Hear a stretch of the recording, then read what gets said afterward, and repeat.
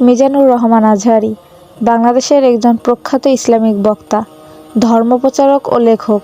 তার সুললিত কণ্ঠে কুরআন ও হাদিসের সহজ সাবলীল আলোচনা এবং গবেষণাধর্মী উপস্থাপনার মাধ্যমে তিনি অল্প সময়েই জনপ্রিয়তা অর্জন করেছেন।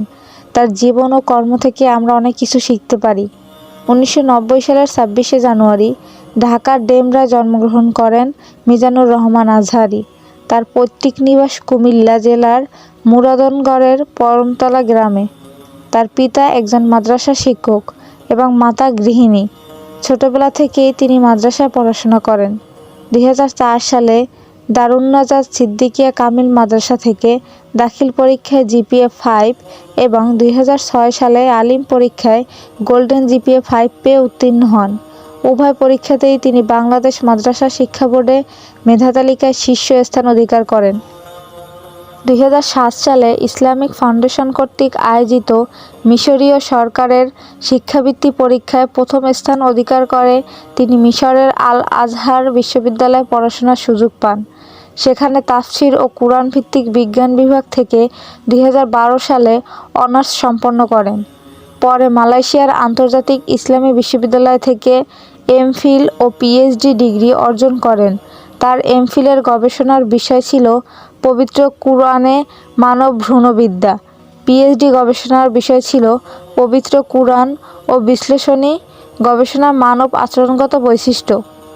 2010 সালে ইসলামী গজল ও কিরাত দিয়ে মিজানুর রহমান আজহারী তার কর্মজীবন শুরু করেন। পরে তিনি এটিএন বাংলা টিভির একটি ইসলামী অনুষ্ঠানে যোগদান করেন। 2015 সালের শুরুর দিকে তিনি ওয়াজ মাহফিল নিয়ে কর্মজীবন শুরু করেন। বৈশাখী টেলিভিশনে ইসলামী ও সুন্দর জীবন শিরোনামের একটি অনুষ্ঠান করেছেন। ইসলাম ধর্মের অনুশাসন মেনে চলেও নিজেকে সমসাময়িকভাবে উপস্থাপন করা এবং কুরআন হাদিস বিষয়ক সহজ সাবলীল ও গবেষণাধর্মী আলোচনার কারণে অল্প সময়ে তিনি বাংলাদেশের মুসলিম বিশেষত তরুণ সম্প্রদায়ের কাছে জনপ্রিয়তা অর্জন করেছেন। তার মাহফিলে প্রায়শই ভিন্ন ধর্মাবলম্বী ইসলাম ধর্মে ধর্মান্তরিত হন। তার তাফসির মাহফিলে সাধারণ মুসলিম ও তরুণদের ব্যাপক জনসমাগম দেখা যায়।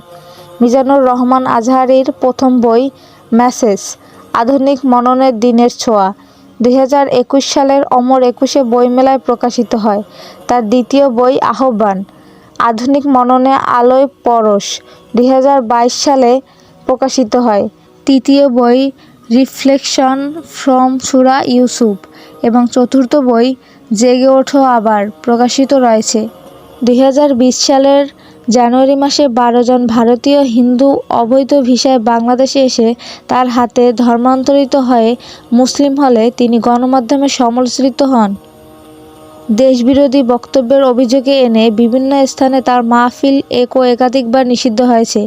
2020 সালের জানুয়ারিতে বাংলাদেশ জাতীয় সংসদে তাকে দেশবিরোধী মন্তব্য প্রদানকারী বলে এক সংসদ সদস্য দাবি করে।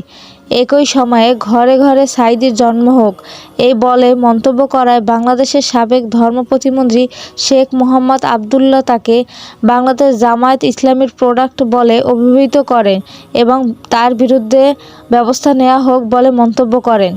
2020 সালের 29শে জানুয়ারি মিজানুর রহমান আজহারী ফেসবুকে এক পোস্ট দিয়ে উচ্চতর গবেষণার উদ্দেশ্যে মালয়েশিয়ায় পাড়ি জমান।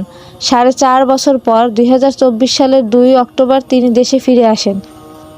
মিজানুর রহমান আজহারীর জীবন থেকে আমরা কয়েকটি গুরুত্বপূর্ণ শিক্ষা গ্রহণ করতে পারি। তিনি প্রাথমিক শিক্ষা থেকে শুরু করে উচ্চশিক্ষা পর্যন্ত ধারাবাহিকভাবে কৃতিত্বের সাথে সম্পন্ন করেছেন, যা আমাদেরকে শিক্ষার গুরুত্ব ও অধ্যবসায়ের মূল্য শেখায়। তার গবেষণাধর্মী আলোচনা ও লেখালেখি আমাদেরকে জানায় যে ধর্মীয় বিষয়ে গভীর জ্ঞান অর্জন ও গবেষণা কতটা গুরুত্বপূর্ণ।